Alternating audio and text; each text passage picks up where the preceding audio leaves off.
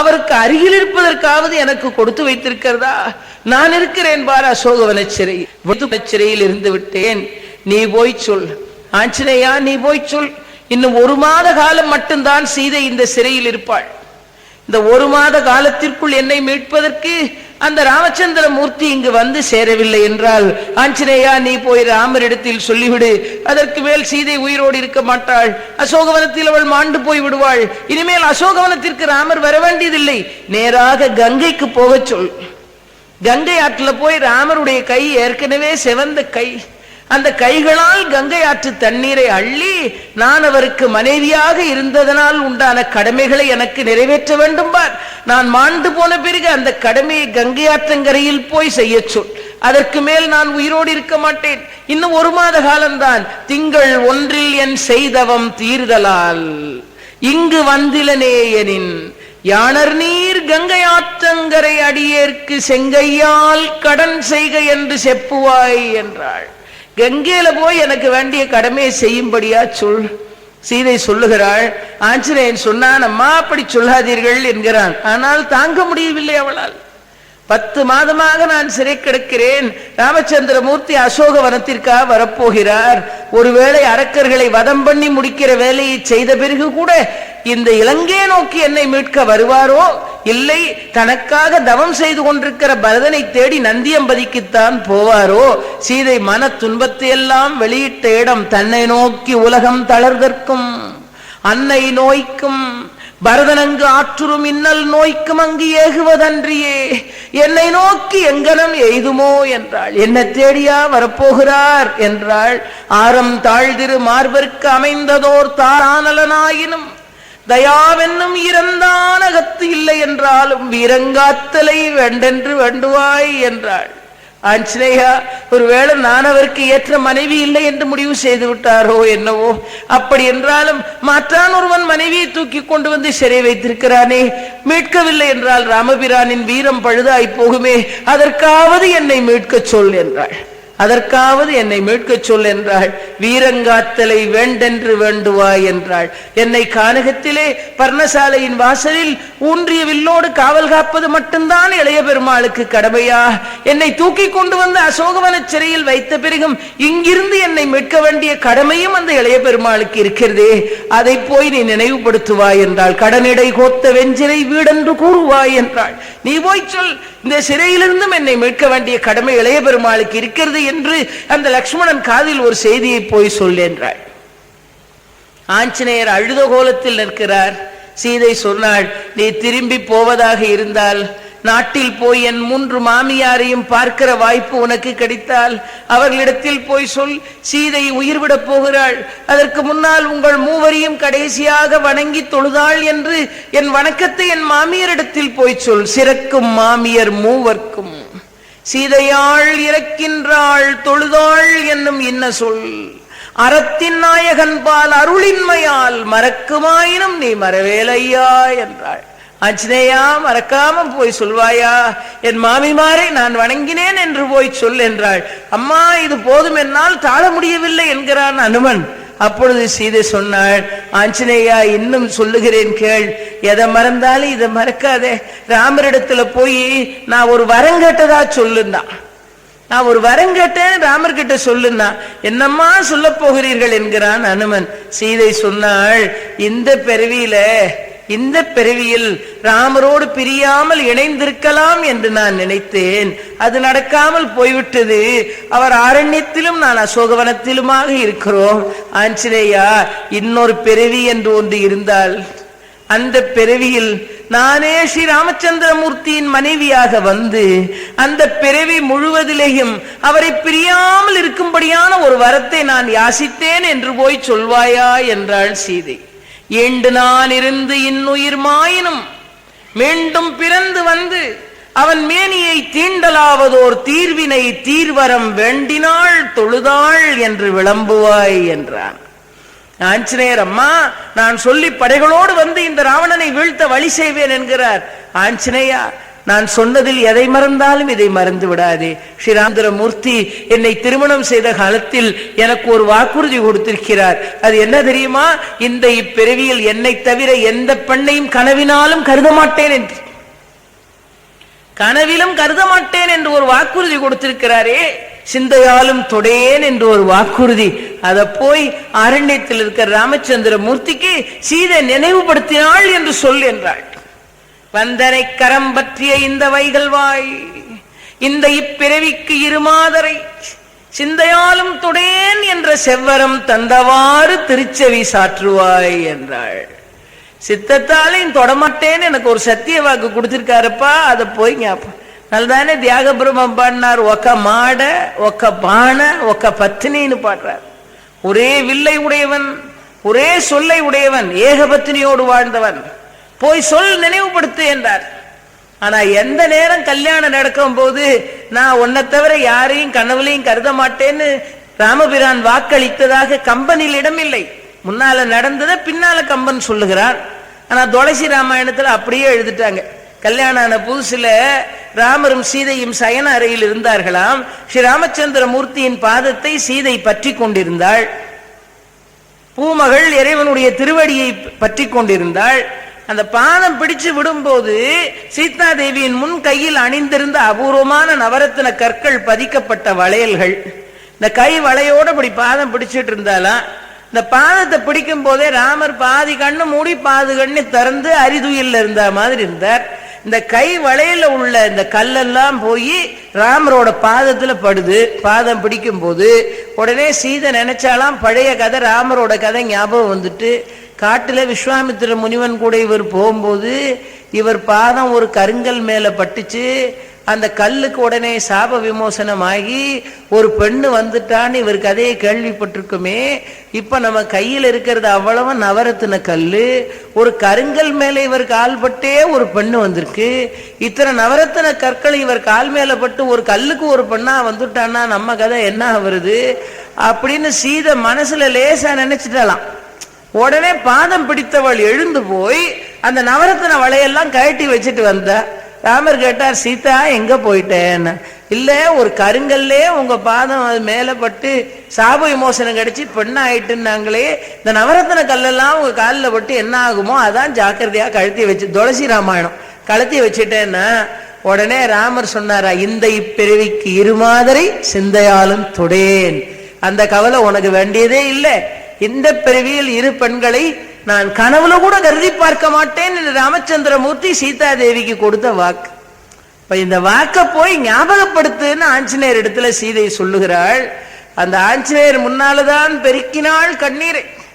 இதை பார்த்த ஆஞ்சநேயர் சீதையை பார்த்து சொல்றார், அம்மா கவலைப்படாதீங்க, இந்த அரக்கர் கூட்டமாகிய கரி இருக்கிறதே, அரக்கர் கூட்டம் எல்லாம் கரி, இந்த கரி மூட்டைக்கு நடுவுல இலங்கை என்கிற ஒரு அபூர்வமான நகரம் தங்கம் மாதிரி இருக்கு. சுத்தி இருக்கிற அரக்கர்கள்லாம் கரி மூட்டையாம். இந்த கரியில் அப்படியே நெருப்பு பிடிச்ச உடனே தக தக தக தகன்னு அந்த நெருப்பு கொழுந்து விட்டு எரிஞ்ச உடனே உருக்க வேண்டிய தங்க கட்டிய ஒரு கோழையில வச்சு அந்த கரிக்கு நடுவுல வச்சிருப்பாங்க. இந்த நெருப்பு போய் அதுல படப்பட தங்கம் உருகும்.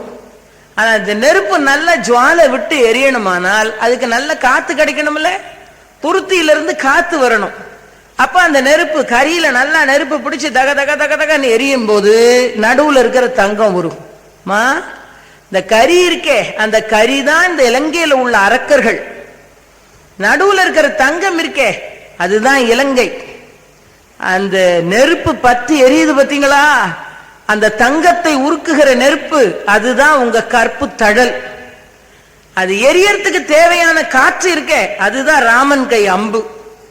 ராமன் கை அம்புல இருந்து காற்று வர கற்பு தழலாகி நீங்கள் ஜொலிக்க, கரியா இருக்கிற அரக்கர்கள் எல்லாம் வெந்து நீராக, நடுவுல இருக்கிற இலங்கைங்கிற நகரம் உருகி ஓட. இது நடக்குதா இல்லையான்னு பாருங்க. நான் சொல்லின் செல்வனா இல்லையா? எவ்வளவு அழகா சொல்லுகிறான். வினை உடை அரக்கராம் இருந்தை வெந்துக ஜனகி என்று ஒரு தழல் நடுவன் தங்களால் அனகன் கை அம்பென்னும் அளவில் உதையால் கனகனேடு இலங்கை நின்று உருகக் காண்டியால் தான். தங்கமா இருக்கிற இலங்கை உருகி ஓட போகுது, அரக்கர்லாம் வெந்து நீராக போறாங்க. நீங்க தான் கற்பின் தழல். அந்த கற்பு தழல் ஜொலிக்கிறதுக்கு உண்டான காத்து ராமன் கை அம்பாக புறப்பட்டு வருகிற நேரம் வந்து விட்டது என்றார். இருளும் ஞாலமினி ராகவனால் தெருளும். எல்லா துன்பமும் மாறப்போற நேரத்துல கவலை வேண்டாம் என்று ஆஞ்சநேயன் சீதாதேவியாரினுடைய துன்பத்தை எல்லாம் கொட்டும் போது எல்லாத்தையும் உள்வாங்கி கொண்டு கணையாளிய அடையாள பொருளா காட்டிட்டு சீதாதேவியாரையும் தேற்றி அப்படியே புறப்பட்டு ராமர்கிட்ட செய்தி சொல்ல வரலாம் இல்ல? வரல. ஏன் தெரியுமா? இந்த படையெல்லாம் சேர்த்துக்கிட்டு திரும்ப வந்து சீதையை மீட்கிற வரைக்கும் இந்த லங்காபுரிய அரசாட்சி பண்ற ராவணனுடைய மனதுல ஒரு அச்சத்தை உண்டாக்கிட்டு போகணும். சும்மா போக கூடாது, ஒரு அச்சத்தை உண்டாக்கி. அதனாலதான் ஒரு பல்துறை வித்தகரா இருந்தவர் ஆஞ்சநேயர்.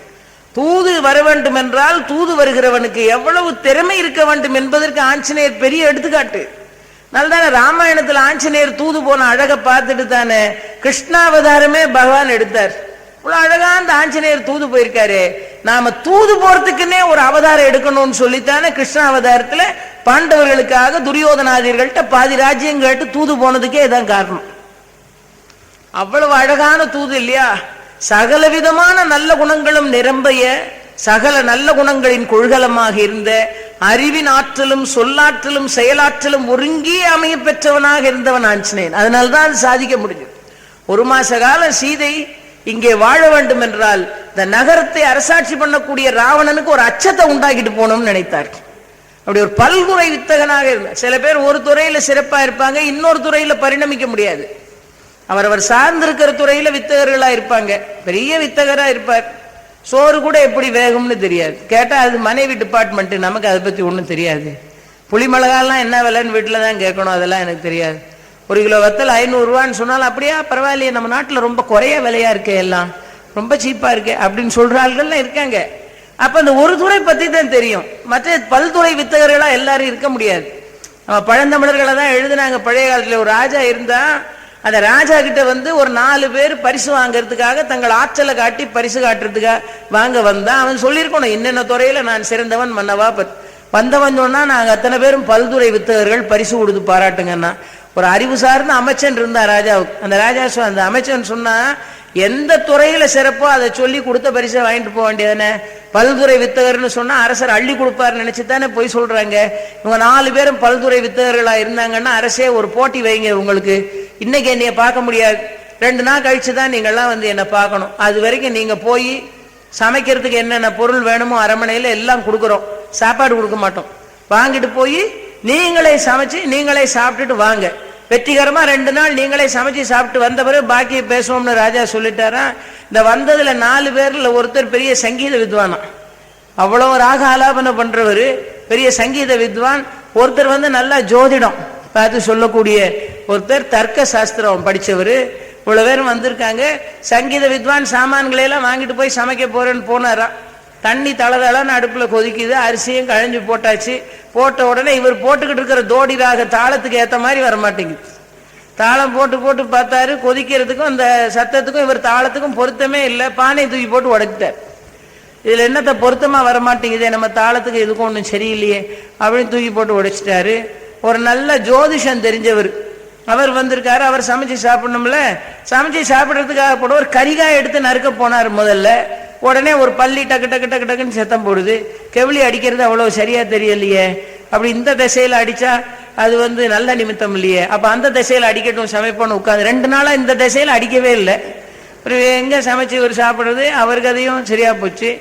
தர்க்கம் பண்றவர் என்ன பண்ணாரு, அரமனை சமையல் கட்டுல இருந்து நெய்யை வாங்கிட்டு வந்தாரு.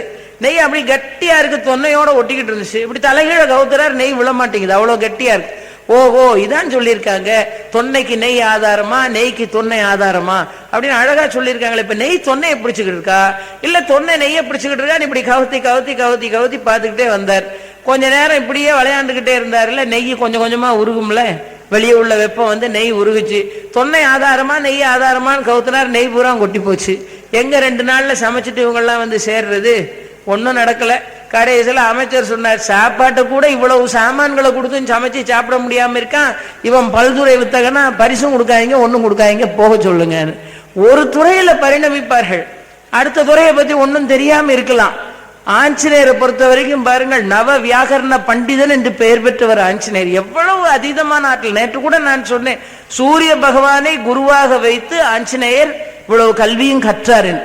ஆஞ்சநேய புராணத்தை படிச்சீங்கன்னா ஆஞ்சநேயர் சொல்றாரு, இந்த பல்துறை வித்தைகள் யாருக்கு சித்திக்கும் என்றால், யாருக்கு குரு கடாட்சம் இருக்கோ அவனுக்கு சித்தி, யாருக்கு குரு பக்தி இருக்கோ அவனுக்கு இதெல்லாம் சித்திக்கும். அவர் எழுதுகிறார் பாருங்கள், ஆஞ்சநேயருடைய குரு பக்தியை பத்தி எழுதும் போது எழுதினார்கள், சூரிய பகவான் இடத்துல போய் படிச்சார். அந்த சூரிய பகவான் உரிய மட்டும் ஆஞ்சநேயருக்கு சொல்லி கொடுக்க ஒரு நல்ல ஆசிரியன் சொல்லி கொடுக்கும் போது ஒரு மாணவனுக்கு சந்தேகம் வருமா இல்லையா? அப்ப அந்த சந்தேகத்தை எல்லாம் நிவர்த்தி பண்ணணும். அப்ப சூரிய பகவான் சொல்றார், இவ்வளவு நாள் என்னோட சுத்தி சுத்தி வந்து வேண்டியதெல்லாம் கற்றுக்கொண்டாய், இனிமேல் சந்தேகம் வந்தா என்ன தேடி வராது. என்னோட சிஷ்யம் ஒருத்தர் இருக்கா, யாரு? யஜ்ஞவல்க மகரிஷி. அவர்கிட்ட போய் பாக்கி எல்லாம் கேட்டுக்காரு. அந்த யஜ்ஞவல்கிட்ட வந்து மீதி இருக்கிறதை எல்லாம் கேட்டு படிக்கிறார் ஆஞ்சநேயர். மனசுல எப்பவும் அந்த யஜ்ஞவல்கிய மகரிஷியை எப்பவும் வணங்குவது ஆஞ்சநேயருடைய பழக்கம். ஆஞ்சநேயர் சொல்றாரு, இவ்வளவு திறமையா கடலை தாண்டி வந்து இவ்வளோ பெரிய ராவணன் அவனோட சபையே ஸ்தம்பிச்சு போகும்படியாக உங்களுடைய ஆற்றல் இவ்வளவு பரிணமித்திருக்கிறதே ஆச்சரியமா இருக்கேன்னு தேவேந்திரன் கேட்கிறான் ஆஞ்சநேயர்கிட்ட. அதுக்கு ஆஞ்சநேயர் சொல்றார், இவ்வளவு பெருமைக்கு நான் காரணம் இல்ல, என் குருநாதர்களாகிய சூரிய பகவானும் யஜ்ஞவல்கிய மகரிஷியும் தான் காரணம். ஏன், இந்த ஜனக மகாராஜனுக்கே அந்த யஜ்ஞவல்கிய மகரிஷி தான் குருநாதர். அதனாலதான் சீதா தேவியாரை கண்டெடுக்கிற ஆசீர்வாதத்தை அந்த மகரிஷி அந்த மன்னனுக்கு பண்ண, சீதைக்கு தகப்பனா இருக்கிற பாக்கியம் ஜனகனுக்கு கிடைச்சி, நாடாண்ட மன்னனாகிய ஜனக மகாராஜன் செய்கைகளை எல்லாம் பிரம்மத்துல சாத்திட்டு ஒரு மகரிஷியை போல ஒரு ரிஷியை போல வாழ்ந்தான் என்று சொன்னால் அதற்கு காரணமும் அந்த குருநாதர் தான் சொல்லிட்டு ஆஞ்சநேய புராணத்தில் எழுதினாங்க, பல்துறையிலும் சிறந்து விளங்க வேண்டுமானால் தினசரி 5 நிமிஷமாவது குரு வணக்கம் பண்ணுங்க, நம்முடைய சிறப்புகளை எல்லாம் அந்த குருநாதருக்கு சமர்ப்பணம் பண்ணுங்கன்னு எழுது. எவ்வளவு பெரிய பல்துறை வித்தகனாக இருந்தவன் பாருங்கள். 1 மாச காலம் இவனை ஸ்தம்பிக்க வைக்கணும்னு முடிவு பண்ணித்தானே ராவணனை பார்க்கணும். அவனை பார்க்கறதுக்கு என்ன செய்யலாம்னு நினைத்தார் ஆஞ்சநேயர். சீதை அசோகவனத்தில் அமர்ந்திருந்த இடத்தை தவிர ஏனைய இடங்களை எல்லாம் அழிச்சு ஒண்ணும் இல்லாம சின்ன பின்னப்படுத்திட்டார். ரமணியமான அசோகவனம், அதுல உள்ள மரம் செடி கொடி எல்லாத்தையும் அழிச்சு துவம்சம் பண்றார். உடனே செய்தி போச்சு ராவணனுக்கு, இழுத்து கொண்டு வா அந்த வானரத்தை என்று. பற்றி இழுத்து கொண்டு வந்தார்கள். அந்த இழுத்துக்கிட்டு போய் ராவணன் சபையில நிறுத்துறதுக்கு வந்தவங்களை எல்லாம் துவம்சம் பண்ணிட்டார். கிங்கரர்கள், பஞ்சசேனாபதிகள், அக்ஷகுமாரன் எல்லாரையும் காலோட காலா தேய்ச்சி ஒண்ணுமில்லாம பண்ணிட்டார். இப்படியா ஒரு வானரத்துக்கு ஆற்றல், நான் போகிறேன்னு வந்தா மேகநாதன், ராவணனுடைய புத்திரன் இந்திரஜித்தன். எந்த அஸ்திரங்களும் ஆஞ்சநேயரை கட்டுப்படுத்தாது என்று எல்லா தெய்வங்களும் வரம் கொடுத்திருக்கிறார்கள். எல்லாரும் வரம் கொடுத்தாங்க. யமபாசம் கட்டுப்படுத்தாது, வருணபாசம் கட்டுப்படுத்தாது, வஜ்ராயுதம் ஒன்னும் பண்ண முடியாது, எந்த அஸ்திரமும் கட்டுப்படுத்த முடியாது, பிரம்மாஸ்திரம் ஒன்னும் பண்ண முடியாது. அப்போ பிரம்மாஸ்திரம் ஒன்னும் பண்ண முடியாதுன்னு சொன்னா, அஸ்திரங்களில் மிகவும் பெரியதானதாகவும் மரியாதைக்குரியதாகவும் இருக்கிற பிரம்மாஸ்திரத்தினுடைய மதிப்பு குறைந்து விடக்கூடாது என்பதனால் இந்த பிரம்மாஸ்திரமே உன்னை கட்டுப்படுத்தாதுன்னு ஆஞ்சநேயர்கிட்ட சொல்லும் போது அந்த அஸ்திரத்தினுடைய சிறப்பு குறைந்து போகும் என்பதனால் ஒரு முகூர்த்த காலம் வேண்டுமானால் பிரம்மாஸ்திரம் என்னை கட்டுப்படுத்தலாம் என்று ஆஞ்சநேயரே அனுமதி அளித்ததனால் இந்திரஜித்தன் என்கிற மேகநாதன் வந்தா பிரம்மாஸ்திரத்தால கட்டி அந்த ஒரு முகூர்த்த காலம் தான் பிடிக்கும், அதுக்கு மேல தளர்ந்து போகும், இழுத்து கொண்டு போகும். நான் ஆஞ்சநேயரை எந்த அஸ்திரத்தாலையும் கட்டுப்படுத்த முடியாது. அதனால தானே யாருக்கும் கட்டுப்படாத சனீஸ்வரரே அவரை கண்டா கிடுகிடுன்னு நடுங்கிறார். சேதுக்கரையில தானே போய் பிடிக்க போனாருன்னு புராணம் சொல்லுது. அங்க உட்காந்து ராம் ராம் ராம் ராம் ராம் ராம்னு சேதுக்கரையில உட்கார்ந்து இருக்காரு. நம்மளையெல்லாம் தேடி வந்த மாதிரி நினைச்சுக்கிட்டு சனீஸ்வரர் அவரையும் தேடி போயிட்டார். நம்ம தேடி வந்தாருன்னா நம்ம வேற வழி இல்லாம ஒரே சரண்டர், நம்ம பிடிச்சுக்கிட்டு போ, வேற என்ன பண்ண போற, பிடிச்சுக்கோ, வேற நம்ம முடியாதுன்னு சொல்ல முடியுமா? ஆஞ்சநேயர்கிட்ட போய் அவர் ராமநாமத்தை சொல்லிட்டு இருக்கிறவர்கிட்ட போய் இப்படியே கையை கட்டிட்டு நின்றுகிட்டே இருக்கிறார். அவர் ராமநாமம் சொல்லிட்டு இருக்கிறார். என்னடா இவ்வளவு நேரம் நின்றுட்டு, என்ன எதுக்கு வந்தேன்? எதுக்கு வந்தேனா, உங்களுக்கு தான் மரியாதையா இவ்வளவு நேரம் கையை கட்டிட்டு காத்துட்டு இருக்கேன், எல்லாருக்கிட்டையும் இவ்வளவு மரியாதையெல்லாம் இருக்க மாட்டேன், போன உடனே நானே போய் பிடிச்சிட்டு ஓடிடுவேன். நீங்களும் ராமநாம ஜபத்தை முடிப்பீங்க, பிடிக்கலான்னு பாக்குறேன், நீங்க முடிச்ச பாடில்ல, நான் ரொம்ப நேரமா கையை கட்டிட்டு நின்றுட்டு இருக்கேன், உனக்கு என்ன பண்ணணும்னார். இல்ல நான் உங்களை பிடிக்க போறேன் அப்படின்னா என்ன பிடிச்சுக்கொண்டார் ஆஞ்சநேயர். உடனே சனீஸ்வரர் ஆஞ்சநேயரை பிடிக்கிறதுக்கு பக்கத்துல வந்தார். ஆஞ்சநேயர் வாழை வச்சு ஒரு சுருட்டு, சனீஸ்வரர் வாழை வச்சு ஒரு சுருட்டி, நான் இன்னும் ராமநாம ஜபம் முடிக்கல, இரு வரேன் அப்படின்னு அந்த சேது சமுத்திரம் முழுசையும் வால்ல இவனை சுத்தி வச்சுக்கிட்டு சுத்துறார் சனீஸ்வரர். இந்த சமுத்திரத்துக்கு மேல இப்படி சுத்த சுத்த அங்க உள்ள முகட்டு மேல எல்லாம் சனீஸ்வரர் உடம்பு பட்டு உடம்பெல்லாம் ரணமா போனோன்னு சனீஸ்வரர் சொன்னார், என்னை தயவு செய்து விட்டுருங்க, நான் உங்களை பிடிக்கிறதுக்கு வந்தேன், நீங்க என்ன பிடிச்சுக்கிட்டு இந்த பாடு படுத்திட்டீங்க, தயவு செய்து நீ விடுங்க, உடம்பெல்லாம் ரணமா இருக்குன்னாரு. விட்டார் ஆஞ்சநேயர். விட்ட உடனே சனீஸ்வரர், பார்த்தீங்களா உங்கள்ட்ட அகப்பட்டு என் உடம்ப பார்த்தீங்களா, சரி சரி பாவமா தான் இருக்கு, உன்னை பார்த்தா இரு கொஞ்சம் நல்லெண்ணெய் கொண்டாந்து பூசி விடுறேன் அப்படின்னு ஆஞ்சநேயர் போய் சனீஸ்வரருக்கு எண்ணெய் பூசி போயிட்டு வா, இனிமே என்ன வணங்குறவனை நீ பிடிச்ச இதே மாதிரி தான் மலைமுகட்டுல சுத்த வேண்டியது வந்துடும் ஓடிட்டார். அவர் ஒருத்தரை தானே இவர் போய் பிடிக்கவே முடியாம போச்சு. அந்த ஞாபகத்துக்கு தான் இப்ப நம்மளும் நல்லெண்ணெய் தீபம் போட்டு எங்களையும் பிடிச்சிக்காத ஞாபகம் இருக்கா, பட்டு நல்லெண்ணெயை பூசினதுன்னு இப்ப புராண கதைகள் எழுதுறாங்கல்ல, அப்படி அவர் ஒருவர் தான் எதற்கும் கட்டுப்படாது. ஒரு முகூர்த்த காலத்துக்குள்ள கட்டு அவிழ்ந்து போகும் என்று இந்திரஜித்தன் கொண்டு போய் ராவணனுடைய சபையில ஒன்று நிறுத்திட்டான். அங்க போய் நிக்கிற அந்த ஆஞ்சநேயரை பார்த்து ராவணன் கேட்டா, யார் நீ? ராவணன் கேட்கிறான், வானர வடிவமாக வந்து அசோகவனத்தை அழிப்பதற்கு இத்தனை துணிச்சலா உனக்கு நீ யார்? யாருன்னு கேட்ட கேள்விக்கு ஆஞ்சநேயர் சொல்றார், பிரம்மதேவர், மகாவிஷ்ணு, சிவபெருமான், உங்களை எல்லாம் பத்தி நீ கேள்விப்படாமலா இருந்திருப்ப, எல்லாரையும் பத்தி நீ கேள்விப்பட்டிருப்ப, நீ கேள்விப்பட்ட அந்த மும்மூர்த்திகளும் ஒரே மூர்த்தியை அவதாரம் பண்ணி அபூர்வமான ஒரு நாமத்தை சுமந்து கொண்டு ராமன் என்கிற நாமத்தோடு இந்த உலகில் உலவிக் கொண்டிருக்கிறது. அந்த ராமன் என்கிற நாமத்தோடு கூடிய அவதார புருஷனுடைய வேலை என்னன்னு உனக்கு தெரியுமா? வேதங்கள் என்னென்ன நீதி எல்லாம் சொல்லி இருக்கிறதோ அந்த நீதி திறத்தை எல்லாம் இந்த உலகத்தில் நிலைநாட்டி உலகம் பூன சென்னறி செலுத்தி தக்கோர் இடர் துடைத்து தீயோர் இகந்து உகநூறி, தீயவர்களை எல்லாம் அழித்து நல்லவர்களை காப்பாற்றி உலகம் பூன சென்னறி செலுத்தி வேதம் அறைந்த நீதி திறத்தை எல்லாம் உலகம் தெரியும்படியாக செய்து தன் பாதத்தை பற்றுகிறவர்களுக்கெல்லாம் பிறவி அறுக்கிற தன் பொற்பாதம் பற்றுவார் பிறவி நோய் தார வள்ளலாக வந்து அமர்ந்திருக்கிறானே அந்த ராமச்சந்திரமூர்த்தியினுடைய தூதுவன் யான். அதுல அருமையாக கம்பன் சொன்னான், அறந்தலை நிறுத்தி வேதம் அருள் சுரந்து அறைந்த நீதி திறம் தெரிந்து என்றான். உலகம் பூன சென்னறி செலுத்தி தக்கோர் இடர் துடைத்து தீயோர் இகந்து உகநூறி தன் பொற்பாதம் ஏத்துவார் பிறவி அறுப்பான் என்று சொன்னாரே.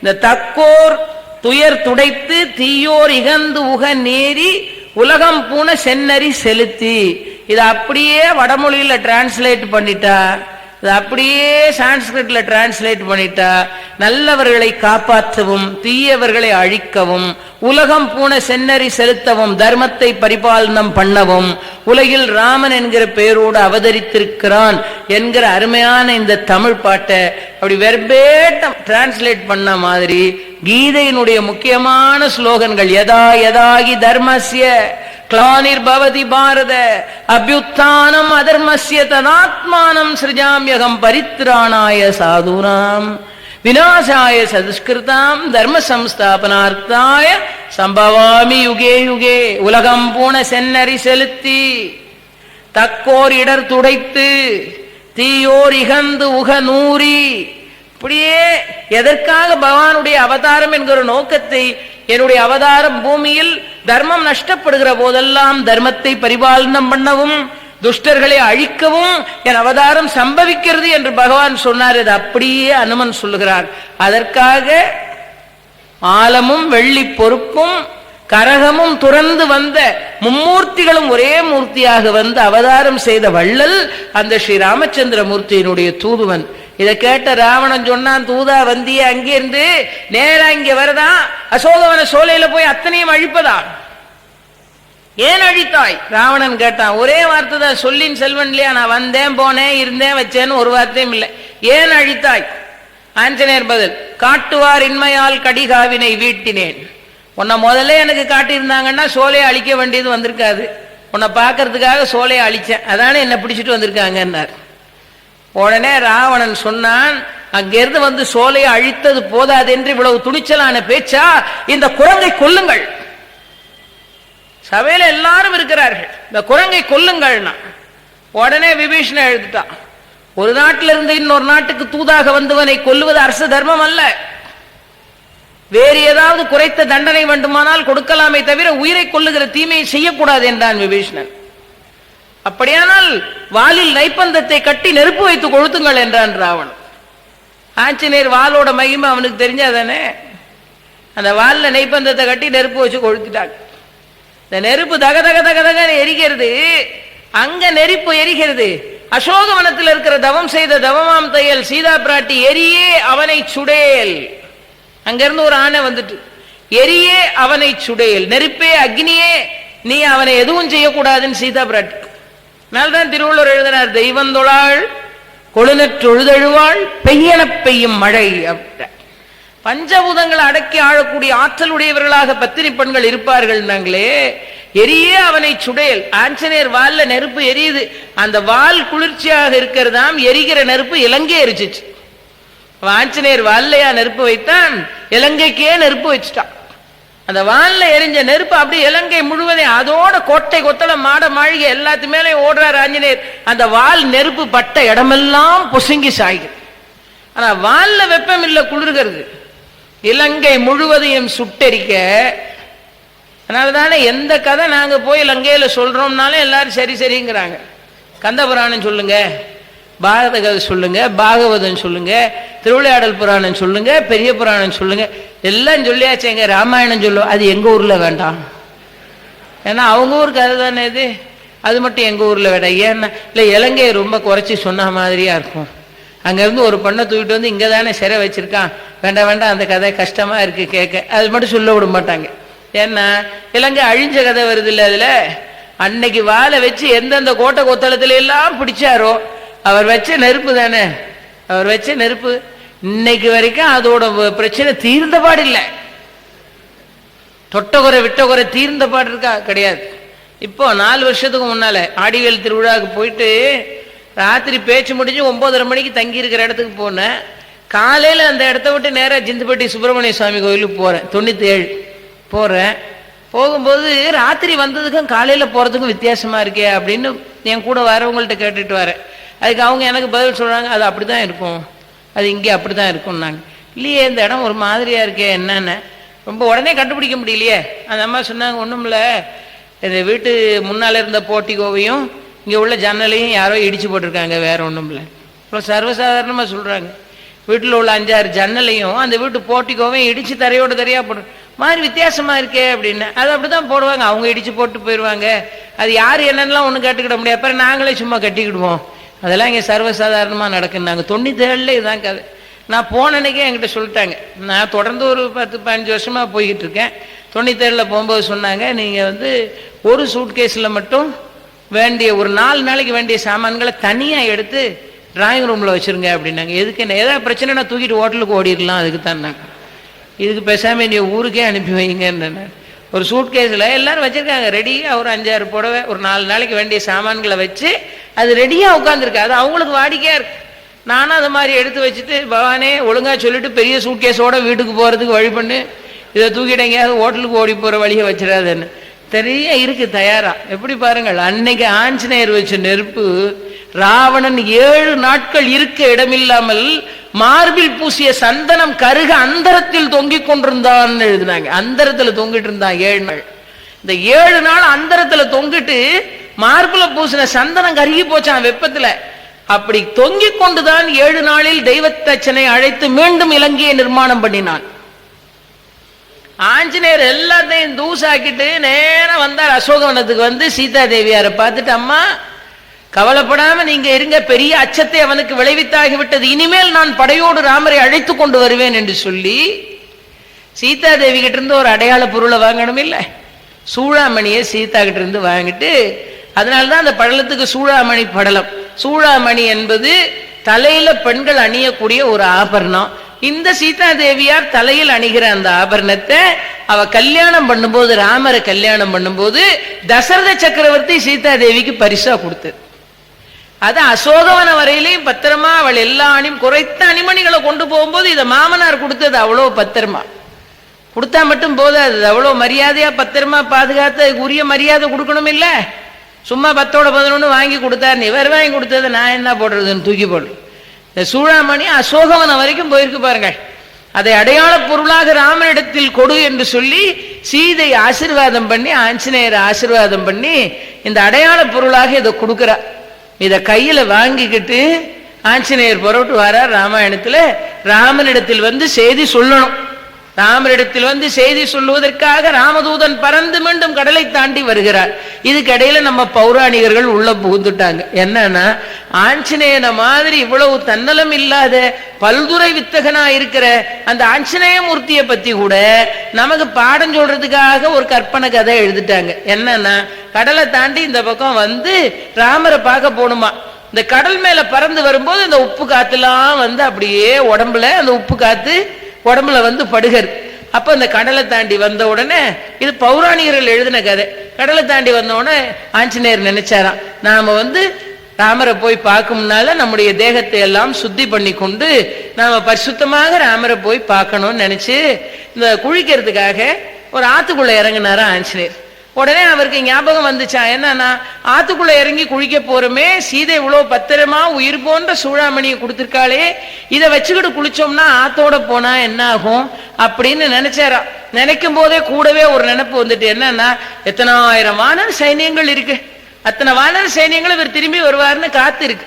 அவ்வளவு பேரையும் பார்த்த உடனே நினைச்சாரா, இத்தனை ஆயிரம் வானர சைனியங்கள் இருக்கு, நான் ஒருத்தன் தானே போய் தேவியை பார்த்து சூளாமணியை வாங்கிட்டு வந்துட்டேன் அப்படின்னு ஒரே ஒரு வினாடி மட்டும் நினைச்சிட்டாராம். இது பௌராணிகர்கள் எழுதின கற்பனை கதை, நமக்கு பாடம் சொல்றதுக்காக அப்படி நினைச்சிட்டாராம். நினைச்சிட்டு இப்படி திரும்பி பார்த்தாராம், குளிக்கணும் ஆத்துக்குள்ள இறங்கி. ஆத்தங்கரையில ஒரு ரிஷி ஒரு கமண்டல ஜலத்தை அப்படி வச்சுக்கிட்டு மந்திரம் சொல்லிட்டு உட்கார்ந்து இருந்தாராம்.